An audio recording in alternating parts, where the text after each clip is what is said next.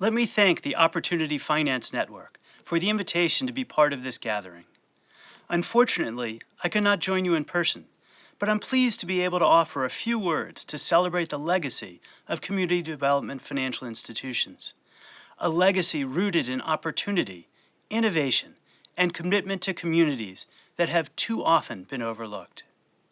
I'm deeply grateful to so many of you who are carrying forward that mission, building on the work of pioneering leaders who saw finance not just as a set of markets, but as a means for broad-based economic inclusion.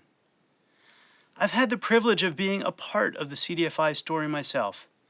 Early on, while at the Treasury Department, I worked with colleagues to help stand up the CDFI Fund, strengthen the Community Reinvestment Act, and launch the New Markets Tax Credit. When I returned to Treasury years later, I got a chance once again to work with the talented staff of the CDFI Fund, people whose dedication to expanding economic opportunity was truly inspiring. And over the last 3 decades and now at the Federal Reserve, I've seen firsthand how CDFIs around the country help small businesses to thrive and communities to prosper. CDFIs emerged as a creative solution to a fundamental challenge: how to get credit flowing into places where mainstream finance has not always reached. Through flexible underwriting, tailored lending, and deep community development relationships, CDFIs meet credit needs through good times and bad. CDFIs help fuel the revitalization of neighborhoods, small businesses, and local economies. When I travel around the country as a Fed governor, I often meet with local community leaders, including local CDFIs. I've seen CDFIs serving rural areas, such as the Mississippi Delta, where CDFIs have stepped in as traditional bank branches have closed. I've heard small businesses in urban areas, such as Atlanta, praise the work of CDFIs, helping them get access to capital, skills development, and business opportunities that were otherwise unavailable. I've seen countless examples of CDFIs helping to build affordable housing, daycare centers, and revitalize neighborhoods in communities from Hartford, Connecticut to Dallas, Texas. CDFIs operate all over the nation, including in Indian country. The Federal Reserve Center for Indian Country Development has done remarkable work documenting the power of CDFIs in Native communities.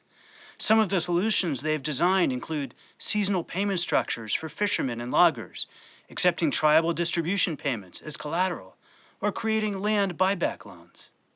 One Native CDFI leader described their work as, quote, blending culture with finance, end quote.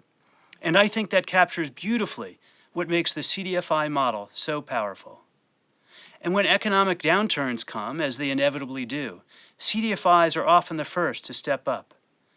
During the foreclosure crisis, they maintained lending and provided critical support to homeowners who otherwise could not or would not be served.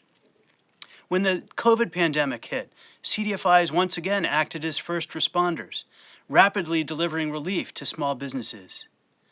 CDFIs have earned their strong track record through performance and results, delivering impact in rural areas, urban neighborhoods, and tribal communities across the country. Demand for their services continues to grow.